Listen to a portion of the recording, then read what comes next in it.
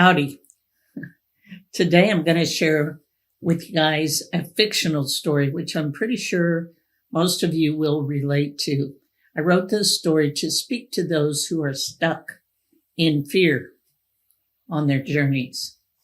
First, I want to tell you that, my Overcomers Academy members know that one of my biggest joys is to help someone experience God's deliverance and freedom on this journey. I enjoy helping those in my group when we have our weekly meetings. And I've also opened one-on-one coaching with limited sessions. If you are interested in either of these, please go to teresashieldsparker.com and click on the weight loss and coaching tab. Links for both of those will be in the show notes. There used to be a room in her house. It was extremely comfortable and cozy. All the chairs were soft recliners and couches that she could sink into. The carpet was thick and soft, and it just begged to be walked across barefooted. In this room, she had everything she wanted within arm's reach. Her favorite snacks and foods and cold beverages. More than that, when she was in this room, she could eat whatever she wanted and it not affect her health. At least that's what she thought. Every day, her favorite drink and whatever she wanted showed up in her refrigerator and cupboards inside her room. Someone took care of her. It was their job to do that. It was also their job to provide for her, but not interact with her. That's because she told them that's what she wanted.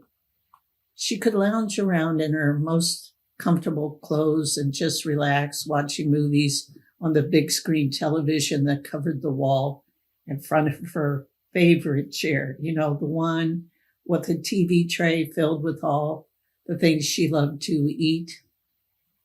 Granted, some of the movies that were on this big screen TV were reruns, but they were her favorite reruns. They eased any fear, worry, or anxiety she had. Her room comforted her. It was like a big bear hug where she could hide from the scary world with too many people outside. She could invite people into this room if she wanted, but she never had. She couldn't trust them. The door that led outside had no handle on the outside. It was invisible to anyone walking by. They could not enter unless she opened it from inside. And she had never done this because her room was built just for her. She wanted to stay hidden, safe. She didn't want to share her room with anyone else, and she didn't want to go outside and have to deal with others. Being alone meant she didn't have to deal with anyone else. What might others do to her? People might say and do things she didn't like. Talk about her. That thought kept her in her room of comfort, and she was perfectly fine just dealing with herself. Then one day, someone knocked on her door. And since this had never happened, she tentatively asked, who is it? A man said, "This is the opportunity of your lifetime." Then he proceeded to define for her the dream he had in mind for her. She knew it well. It had resided in her heart since she had been a child. Before, when she tried to pursue it, she had fallen flat on her face, embarrassed. Trying to succeed caused disaster and major turmoil in her life. She was tired of trying. Instead of her greatest success, the dream had become her worst nightmare. She wanted no one to know who she really was inside. But the man on the outside of the door would not understand. His last statement, though, was, In order to take advantage of this opportunity, you must open the door and never return to the room you are in. I will come back for your answer. She wondered how this man knew to knock on the door that no one could see from the outside. A puzzlement for sure. But she loved her room. She had never thought of leaving. Her room was perfectly set up for everything she needed and wanted in the moment. But on the other hand, she knew she was not living her true dream, which brought her to the most difficult of her ponderings. To take advantage of the offer, to live her dream, she knew beyond a shadow of a doubt she would have to change or just die hiding in her room.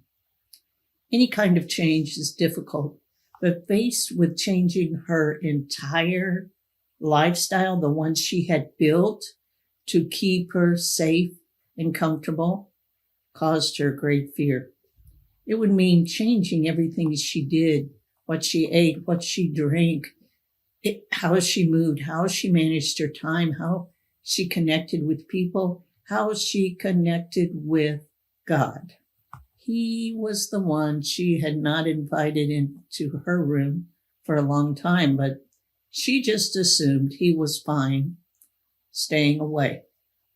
Being honest with herself, she was ashamed of what she had let herself become. She was like a big, soft mattress. It just laid around and existed. Nothing moved her. Nothing. Why would God want to visit her anyway? Letting him in would rock her boat too much. And if it rocked, she would surely drown. Besides, even though the handle was on her side of the door, she could not open it if she tried. One day she had attempted, but the force keeping it shut was way too strong, and that was just fine with her. In the end, she decided the room was where she belonged. In her room, she had everything she needed. She was fine, and yet fine is a relative term. How are you? I am fine, but everyone knew she was lying. She was not fine.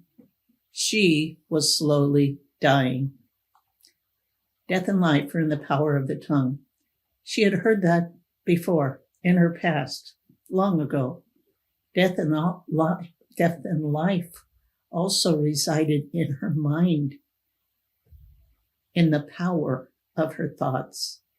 Her thoughts were leading her increasingly towards a slow and comfortable death, where she didn't have to do a thing. If I've got to die someday anyway, why not go fat and happy, she told herself. The trouble is, she wasn't happy. She knew there were gifts placed in her by God, whom she had left out of all decisions of major importance, decisions that were affecting her life, decisions like what she ate and how she moved and who she interacted with, which was no one. Could this opportunity be connected with how comfortable she had become, hiding from fear and lounging in her room? She looked at the door. What would it take to simply open the door? What was the force that held it closed so firmly? She had not spoken in this room because her thoughts resided here. Spoken words were not necessary. Maybe, though, that's just what she needed now. God, if you're there, tell me what the force is that holds this door closed. He did not speak verbally, but in her heart she instantly knew. It coursed through her body like a million daggers. It is fear. Could she succeed outside what she had always known? Could she lay down the thoughts and actions that were slowly killing her? Could she move outside her comfort zone? Could she do it if on the other side of the door of fear was life and reality and dreams fulfilled? Could she? This feeling of despair engulfed her. However, moving outside all that was familiar and comfortable, her own thoughts and creations felt impossible. It felt as if changing her lifestyle would be like changing her identity. Yet, who was she really? Was she what she did? Was she all the hats she wore? Was she the things she craved, ate, and cooked? Or maybe it's just as simple as being me, she said to herself. Yet who am I really? Will I even like the real me? And therein was the fear. When she thought about stepping outside the room, she felt naked, exposed, and vulnerable. To go for her dreams felt way too scary, difficult, and impossible. She might fail. She might fall flat on her face like she always had any time she had tried to step into her dream, to be who she had always known she could and should be. And yet, I am dying here, she said out loud. The knock on the door was soft, but she knew it was him. I am here, she said. Are you ready to open the door? He asked. She tried to turn the handle, but it would not budge. I'm trying, but the force preventing it from opening is too strong. I cannot do it. And she sank to the floor and sobbed. Do you want me to come in and help you? His voice was soft and soothing. It spoke directly to her soul and filled every molecule of her being. Yes, I think so. To herself, though, she said, what have I got to lose? And instantly, he was there with her in her room, the room where no one had been before, the room where she hid, the room she was afraid to open to anyone. She looked into his eyes, and without speaking, she told him she was sorry for all the times she had failed him. Instantly, she knew all was forgiven. Are you ready to go? He asked.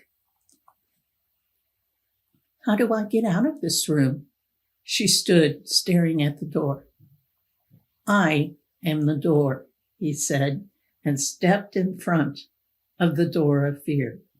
I am the door. All you need to do is enter through me, and you will have life beyond what you can imagine. By faith, she walked up to him through grace and out into the world. On the other side were all of the changes she knew would be there, and though she felt some anxious thoughts for a moment, she continued walking. In a moment, he was beside her. I'm so glad you were here, she said. I was afraid I had to do this alone. If there's one thing you should remember and never forget, I am with you always. I will be your guide through this life if you will let me, if you will listen to me and follow my voice. How will I know it's you? She asked. Oh, you will know. You are in my fold now. Those in my flock recognize my voice and follow it. You will not always see me, but I am always there. Call to me and I will answer and tell you remarkable secrets you do not know. And I will guide you and be the voice saying, wait, this is the path over here. Walk here if you wander off and head the wrong way. And what if I get afraid again? She asked. Then you come to me and ask forgiveness. You need not fear anything you've done or will do. My grace covers it all. Perfect love expels all fear. If you are afraid, it is for fear of punishment, which shows you have not experienced my perfect love. You need not fear because you have experienced me, and I've prepared the way for you. All you need to do is walk in it. Move forward. Listen to my voice. I am with you. Walking forward, she saw the beauty around her, the laughter from children, the blue sky, the trees, the clouds, the flowers, and most of all, she saw opportunities to live and have purpose. Her heart filled with gratitude for the one who took time to come to her, to reach out to her and invite her to take that first risky step of faith. Her life was whole. There were no more rooms of comfort hidden behind locked doors of fear. She had begun to live, and she would never be the same again. My friends, the lady in this story needed faith to trust God, and we do too. Even if we are already Christians, we need to hold on tightly to God. James 1:12 tells us, if your faith remains strong, even while surrounded by life's difficulties, you will continue to experience the untold blessings of God. True happiness comes as you pass the test with faith and receive the victorious crown of life promised to every lover of God. Fear can keep us stuck. Fear can cause us to disconnect from everyone we love. Fear can cause us to even hide from ourselves and make us stop trying to reach the dreams that God has placed inside us. When that happens, we have stopped listening to the voice of God and started listening to the voice of our enemy, the devil. However, we are not stuck forever. We can get reconnected to God, give him our fear, and let him show us the way out. Ephesians 1:7-8 says, we have been ransomed through his son's blood, and we have forgiveness for our failures based on his overflowing grace, which he poured over us with wisdom and understanding. You know, when we think we can never get free, God reminds us there is a way to freedom. In John 8, a group of people demanded that Jesus tell them who he was. So he told them that he is the Son of God. Some believed, some didn't. So then Jesus told those who believed in him, if you stick with this, living out what I tell you, you are my disciples for sure. Then you will experience for yourselves the truth, and the truth will set you free. He was telling them that when they experience Jesus as their Savior, they can't help but understand the truth of who he is, and that truth will free them. It will free us as well. We have to understand that it is God's truth, not ours, that sets us free. We can't get unstuck without God. We are not strong enough, but he is, if we ask for his help. He will give us his power to go through anything.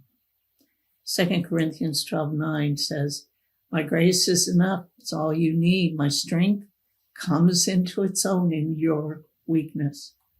You know, we all go through difficult times, but it's in these times that are the most trying that we know we can't do this life alone. Our strength is not enough. I need God's strength to flow through me, to strengthen me to do what he wants me to do. 2 Corinthians 12:10 in the Amplified tells us this, I am well pleased with weaknesses, with insults, with distresses, with persecutions, and with difficulties for the sake of Christ. For when I am weak in human strength, then I am strong, truly able, truly powerful, truly drawing from God's strength. The other thing we need to be aware of is falling back into old patterns. This is not God's fault. Not at all. It's ours. We have to be aware of the evil one's schemes and not fall for them. Instead of being stubbornly continuing to do what we know puts us back into bondage, we must stubbornly refuse to go back there. Galatians 5:1 tells us, this is in the Passion Translation, at least we have freedom, for Christ has set us free. We must always cherish this truth and stubbornly refuse to go back to the bondage of our past. God doesn't want us stuck in a room of fear, especially one we've created to hide from things that look scary and impossible. He says he will be with us if we are with him. That doesn't mean that you got baptized so you're good and don't have to listen to God anymore. My friend, that's just the beginning of your journey. This earth is testing ground for heaven. So we need to follow God in order to actually learn how to live forever with him. He's got so much more for us. David knew that as well, and he was telling us the same thing in Psalm 30, verse 5. Weeping may last through the night, but joy comes in the morning. It's that joy in the morning that we are looking for. And it only comes when we follow him, even in the midst of fear and difficulties. 1 John 4:17-18, this is in the Message, says, God is love. And when we take up permanent residence in a life of love, we live in God and God lives in us. This way, love has the run of the house, becomes at home and mature in us so that we are free of worry on Judgment Day. Our standing in the world is identical with Christ. There is no room in love for fear. Well-formed love banishes fear. And since fear is crippling, a fearful life, fear of death, fear of judgment, is one not yet fully formed in love. You know, God comes to us softly, speaks to us, and invites us to come out of fear and into his love. So why are you hiding in your room of fear? What's keeping you there? What dream are you afraid you will never reach? Will you let God lead you to freedom, or will you stay trapped in your room of fear forever? Jesus, I'm hiding in my room, not letting anyone in, and afraid of trying to get out. I thought I was fat and happy, but I am fat and miserable. I want to get out, but I need your help. I need you to be with me. I am afraid of staying stuck, and I am afraid of becoming free.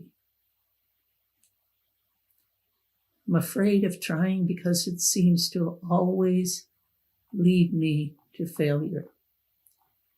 I am afraid of being ridiculed and feeling like I am nothing. Jesus, I cognitively know I can be a success if you lead me. Oh, Jesus, I hear you calling my name. I'm answering, Lord, here I am. Lead me out into the light of day. Teach me how to love those around me without fear of failure. In your name I pray. Amen. Friends, until next week, sweet grace for your journey.